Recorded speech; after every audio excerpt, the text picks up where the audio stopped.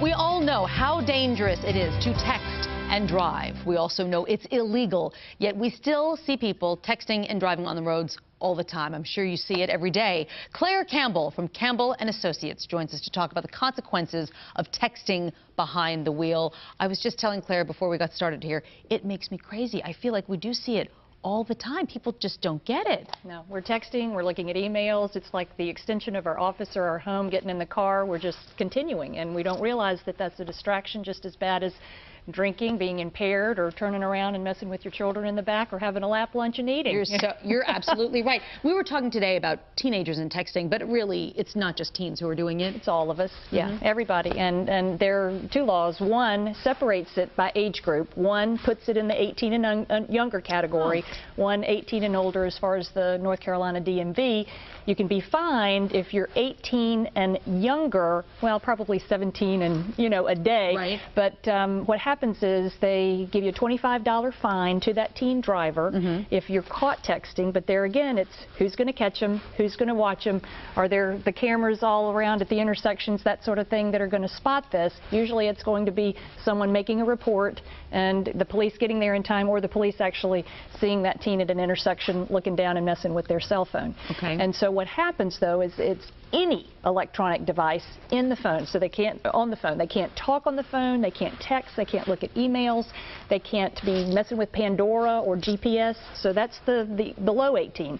Are there any electronic devices that are okay? None, except Nothing. in an emergency. And so there is a little phrase in the statute that says if it's an emergency, then they can, call 911 or try to get a parent to come help or that kind of thing. And again, that's under 18. Under 18. Okay. So 18, once we get to be 18, all of a sudden the rules change a little bit and they're a little more lax, which is a question mark. And in some countries, they've completely outlawed any cell phone use at all in the front seat. So that, I don't know if that's where we're headed. I think Americans would go, no, we have a right to have our cell phones.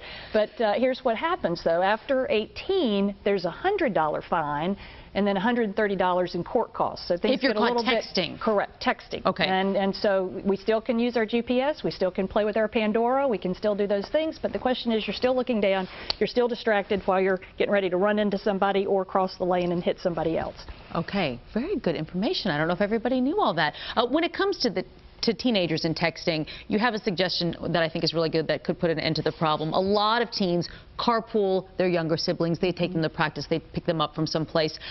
You encourage the little ones to be tattletales. Absolutely. Your life may depend on it. So these little brothers and sisters are in the back seat going, Mom, Jerry's texting and driving. Well, Jerry shouldn't be texting and driving, and all of a sudden that may prevent Jerry from driving anymore if little brother or sister's in the back seat.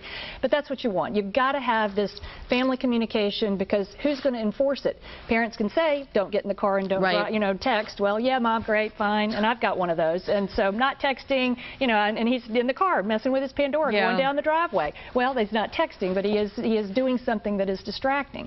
So another thing, and I just ran across this recently, there is a website called Young Driver Parenting, youngdriverparenting.org. We have it up on the screen, youngdriverparenting.org. It's interesting. This website, it's a free website. Parents can go on here and look at it. It encourages a contract between you and your teen, and it just talks about risks of texting and driving and what are going to be the negotiated parent-child losses if you are caught or if you're reported by, a sibling, that kind of thing. So I encourage everybody to check that out. That might be a good place to go to get more information as a parent, to know what you should do. I mean, what are some of the suggestions they make if you, as a parent, know that your child is not listening, texting and driving? Taking the car keys away, taking away gas money, all of a sudden saying we're not going to cover your car anymore. A lot of things happen. Privacy becomes something, taking the door off at the house. I mean, kids love their privacy. So, well, you were texting, we're going to take your door off your room. That's how Mama rolls. That's how you roll, yes. What happens if there's an accident?